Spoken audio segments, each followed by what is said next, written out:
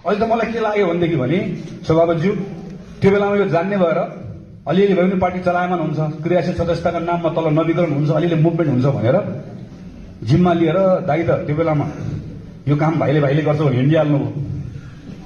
ट्याक्कै मिलाएर त्यो मतिर लाएर यो बेकारमा म चुपो लाएर बस्नुपर्ने रहेछ। योभन्दा अगाडि विधान भएको कसैले पनि नगरेको, अलिअलि पार्टी चलायमान हुन्छ, अलिअलि पनि गर्नुपर्छ भनेर भनेको सबलाई अहिले मौका पाएको छ मादल बदौल जस्तो। आएको छ ठोकेको छ, आएको छ ठोकेको छ। म कुरा बुझ्दिनँ। 165 निर्वाचन क्षेत्रमा मैले कार्यालयमा भनेको होइन, 165 निर्वाचन क्षेत्रमा नेपालमा जम्मा एउटा क्षेत्र मात्रै छ जसले क्रियाशील सदस्यता टुङ्ग्याएर बुझायो। त्यो क्षेत्र महामन्त्री गगन थापाको काठमाडौँ क्षेत्र नम्बर 4 हो। तपाईँ चुनाव लड्न जाने होइन? चुनाव लड्न जाने को आफ्नो क्षेत्रको क्रियाशील सदस्य टुङ्ग्याउनु भएको छ?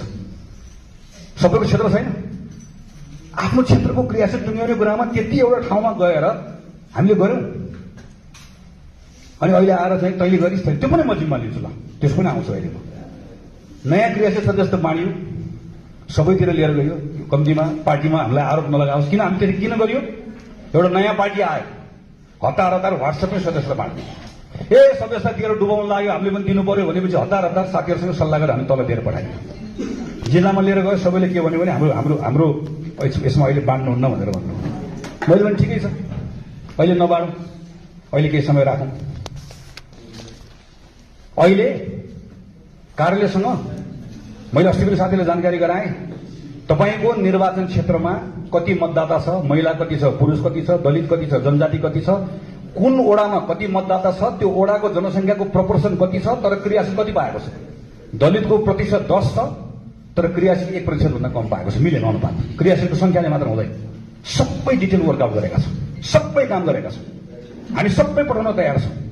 तपाईँले मलाई म्यान्डेट दिनुहुन्छ?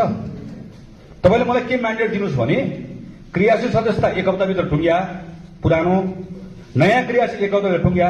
झगडा भएको म छानबिन समिति दाइले ल्याएर बुझाइन्छु, जुन दाइले गर्ने हो बुझ्दा। तर जसले बुझाउँदैन त्यो ती पिरियड सक्यो। एउटा मलाई त्यो अधिकार दिनुहोस्। दोस्रो मलाई अधिकार के दिनुहोस् भने जुन जिल्ला सभापतिले गर्दैन त्यसलाई भङ्ग गर्ने अधिकार मलाई दिनुहोस्, म ठोकिदिन्छु। जिल्ला सभापतिले गएको छ, अब जिल्ला सभापतिले दोष दिनु। त्यो बिचरा जिल्ला सभापतिले गएर ओडामा हात जोडेको छ, अनि त्यो ओडा सभापतिले क्रियाशीललाई हात जोडेको छ। क्रियाशील के भन्छ, किन गर्ने, के पार्छौँ हामीले भन्छ। अनि तपाईँहरूलाई अन्यथा नलिनु होला सभापतिज्यू। मैले अस्ति नै संख्या बताइदिएको भए घन्टीको चुनाव भएर संख्या बताइदिएको भए त्यो बेलामा त के हुन्थ्यो बाहिर? त्यो बेलामा के भन्ने हुन्थ्यो भने कांग्रेसमा 9 लाख क्रियाशील जम्मा 20,000ले रिन्यू गरे, त्यही भन्नुपर्छ भनेर अस्ति असोजमा हामीले असोजसम्मको म्याच थपेको होइन। अहिले हाम्रो 6-7 लाख मान्छेहरूले, करिब 6 लाख मान्छेले तल वडा जिल्ला सबैतिर गरे।